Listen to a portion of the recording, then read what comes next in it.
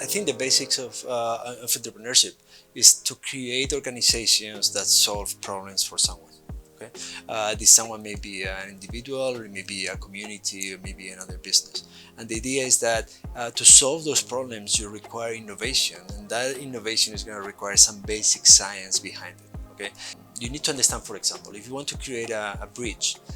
in order to cross the river, it's going to be very important for you to understand, from the point of view of business and from the point of view of your customers, why do your customers want to cross the river before you actually decide what type of bridge you're going to develop.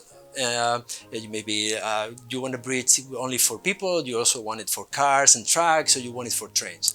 Obviously, that's a lot of engineering involved in creating that bridge, but behind the engineering, there's going to be the new science, or the science that will make that bridge lighter, or that bridge easier to produce, or that bridge more resistant to time and wear and so on. Okay, so if in the end what you're trying to build is a bridge, it's an organization, the science will be like the foundation blocks of that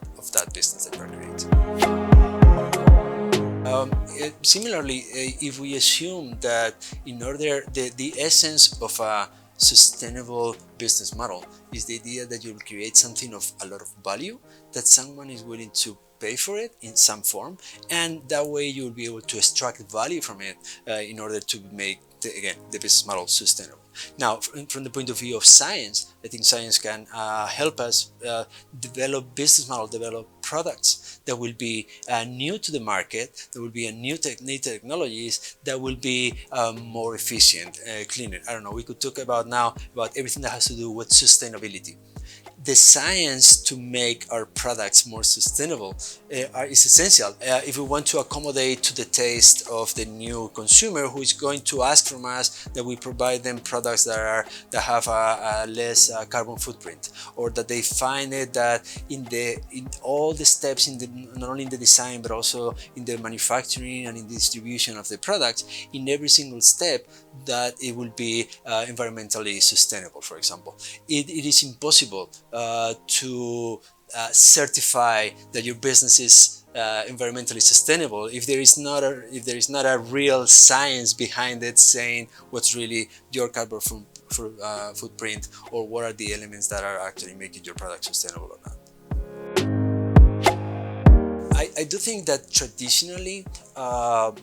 and I think this is why it's very important that you have research centers like this, that in my opinion, or the way I understand it, if I understand it correctly, is the importance of technological transfer. The idea that you're going to create the basic science to create the technologies that will be able to become real innovations because they can actually go into the market. As opposed to that, and I'm sure that many people may not agree with this, I think many universities that are doing a lot of research, and they are doing fundamental research, and there's a lot of publishing, and that's absolutely essential, but they very often the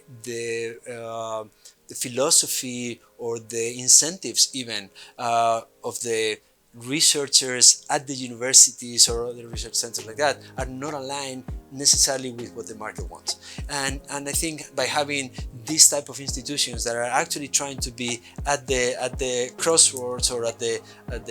it be the interface between science and the businesses, and creating these new products and these new technologies, is absolutely essential.